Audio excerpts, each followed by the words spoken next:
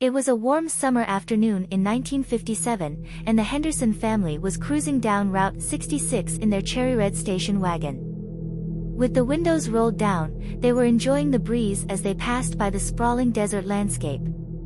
Dad, with his aviator sunglasses on, gripped the steering wheel, humming along to a Buddy Holly tune on the radio. Mom sat beside him, flipping through a travel guide, while the kids, Bobby and Sally, squabbled in the back seat over a comic book. Suddenly, the radio crackled and went silent. Dad frowned, adjusting the dial. "Strange," he muttered.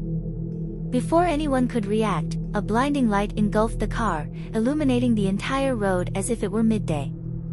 The car shook violently, and Mom gasped, grabbing Dad's arm. "What's happening?" Sally shrieked, her wide eyes glued to the window. Bobby, always the brave one, pressed his face against the glass. "Look! Up there!" He pointed toward the sky, where an enormous silver disk descended, casting a shadow over the car.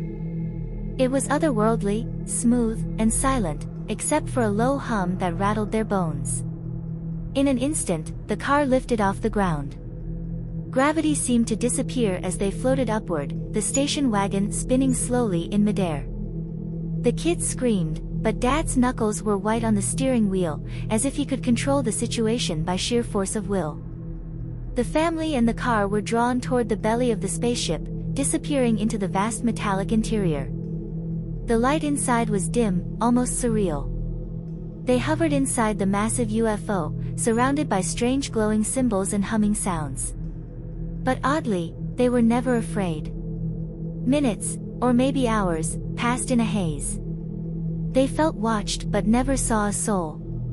It was as if the ship itself was studying them, curious but not malicious. Bobby swore he saw flashes of strange creatures out of the corner of his eye, tall, thin beings with large heads and shimmering eyes. But whenever he blinked, they vanished. Then, just as quickly as they had been taken, the light returned, and with a soft thud, the Hendersons found themselves back on the open road. The station wagon was parked neatly in the same lane they had been driving on, engine still running. They sat in stunned silence. The sky was once again clear, the desert quiet. Dad looked around, scratching his head. "Well, guess we better get back on the road." His voice cracked as if he were trying to convince himself that nothing out of the ordinary had happened.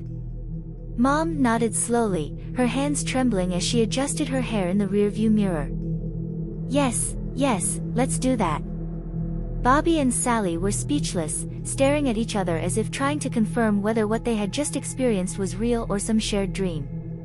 Without another word, Dad shifted the car into drive, and they continued down the road. But the atmosphere was different now, quiet, uneasy.